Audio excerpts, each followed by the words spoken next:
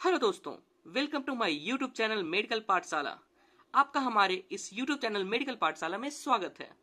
आज हम लोग पढ़ने जा रहे हैं बोन फॉर्मेशन। ठीक है, दैट मीन्स ह्यूमन बॉडी में बोन का फॉर्मेशन किस तरीके से होता है, कैसे होता है। तो सबसे पहले हम देखते हैं व्हाट इज ऑसिफिकेशन। तो ऑसिफिकेशन क्या है? ऑसिफिकेशन प्रोसेस है बोन फॉर्मेशन का। ठीक है, that means the process of bone formation is called as ossification. Ossification is a process of bone formation, मतलब बोन के फॉर्मेशन में जो कुछ भी प्रोसेस होते हैं उसे ऑसिफिकेशन कहते हैं। ठीक है, अब ऑसिफिकेशन का बोन के फॉर्मेशन का दो टाइप्स है। First one is intramembranous ossification, second one is endochondral ossification. ठीक है, अब हम लोग बोन फॉर्मेशन के फर्स्ट टाइप को देखते हैं, that is intramembranous ossification. What is intramembranous ossification? Formation of bone from mesenchyme. That means intermembranous ossification में क्या होता है, बोन का जो फॉर्मेशन होता है वो मेसेनकाइम से होता है। ठीक है, इसमें 4 स्टेप्स होते हैं। दैट मीन्स 4 स्टेप्स में बोन, न्यू बोन बनकर तैयार हो जाता है। First one is development of the ossification centre, second one is calcification, third one is formation of trabeculae, fourth one is development of periosteum. इन चारों स्टेप को हम लोग बहुत ही अच्छे से डिस्कस करेंगे। First one is development of the ossification centre. ये देख लेते हैं। तो यहाँ पे क्या होता है, जो हमारा मेसेनकाइम होता है उसे एक केमिकल मैसेज प्रोवाइड होता है, मतलब इसे एक केमिकल मैसेज मिलता है जिससे कि ये जो मेसेनकाइम है वो एक क्लस्टर में आ जाता है और वो डिफ्रेंशिएट होकर के ऑस्टियोजेनिक सेल बना देता है। ठीक है, फिर से एक बार देख लेते हैं।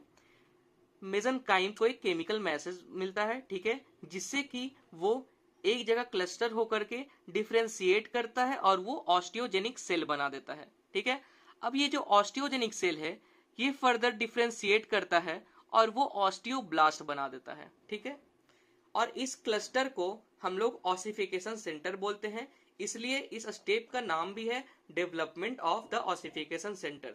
तो इस क्लस्टर को, ये मेसेनकाइम के क्लस्टर को हम ऑसिफिकेशन सेंटर बोल रहे थे, जिससे कि हमारा ऑस्टियोजेनिक सेल बन रहा था। ठीक है, उसके बाद ऑस्टियोजेनिक सेल डिफ्रेंशिएट होकर ऑस्टियोब्लास्ट बना दे रहा था। अब ये जो ऑस्टियोब्लास्ट सेल है, blast means produce extra cellular matrix. तो ये जो सेल है हमारा, ये अपने सराउंडिंग में, अपने चारों तरफ अपने एक्स्ट्रा सेलुलर मैट्रिक्स प्रोड्यूस करेगा। ठीक है, मतलब फ्लूइड प्रोड्यूस करेगा। ठीक है, अब एक टाइम ऐसा आएगा जब ये एक्स्ट्रा सेलुलर मैट्रिक्स प्रोड्यूस करते करते ये एक्स्ट्रा सेलुलर मैट्रिक्स प्रोड्यूस करना स्टॉप कर देगा, क्योंकि ये जो हमारा अंदर में सेल है, ये जो हमारा सेल है, ये हमारा एक्स्ट्रा सेलुलर मैट्रिक्स प्रोड्यूस कर रहा था, ये प्रोड्यूस करते करते स्टॉप क्यों हो जाएगा? क्योंकि यहाँ तक न्यूट्रिएंट आर्टरी, मतलब जो हमारा न्यूट्रिएंट पहुंचा रहा था, जो भी न्यूट्रिशन इस सेल को मिल रही थी, तो ये मिलना बंद हो जाएगा, जिसके वजह से ये सेल डेड हो जाएगा और अपने ही एक्स्ट्रा सेलुलर मैट्रिक्स में सराउंड हो जाएगा, फंस जाएगा, ट्रैप हो जाएगा। ठीक है, अब इसे क्या कहेंगे? ऑस्टियोसाइट। ठीक है, तो ऑस्टियोब्लास्ट से हमारा ऑस्टियोसाइट बन गया। ठीक है, अब ये सेकेंड स्टेप में आते हैं हम लोग। ये जो काम हुआ, जहां ऑस्टियोसाइट जो है वो सेकेंड स्टेप में ही बना, इसलिए मैंने आपको इस तरीके से बताया। अब हम आते हैं, अच्छे से देख लेते हैं कैल्सिफिकेशन। कैल्सिफिकेशन में क्या होता है, ये जो एक्स्ट्रा सेलुलर मैट्रिक्स था, ऑस्टियोसाइट का जो एक्स्ट्रा सेलुलर मैट्रिक्स था, उसमें deposition of calcium and other mineral salts. ठीक है, इस एक्स्ट्रा सेलुलर मैट्रिक्स में कैल्शियम और कुछ अदर मिनरल साल्ट का डिपोजिशन होना स्टार्ट हो जाएगा। ठीक है, इस प्रोसेस को कैल्सिफिकेशन कहते हैं। तो सेकेंड स्टेप में क्या होगा, ऑस्टियोसाइट के मैट्रिक्स में, एक्स्ट्रा सेलुलर मैट्रिक्स में कैल्शियम और मिनरल्स का डिपोजिशन होना स्टार्ट हो जाएगा। ठीक है,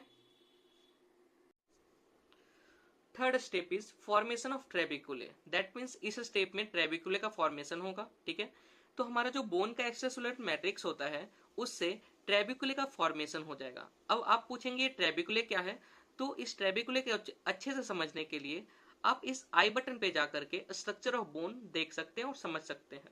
ठीक है, तो अब क्या होगा, एक्स्ट्रा सेलुलर मैट्रिक्स से ट्रेबिकुले बन गया।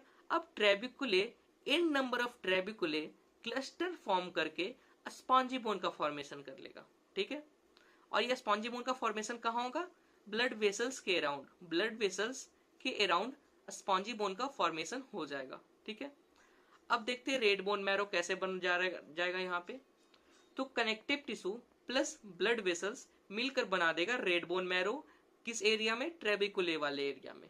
ठीक है, fourth step is development of the periosteum. यहाँ पे पेरियोस्टियम का डेवलपमेंट होगा, ये हम देख लेते हैं कैसे होगा।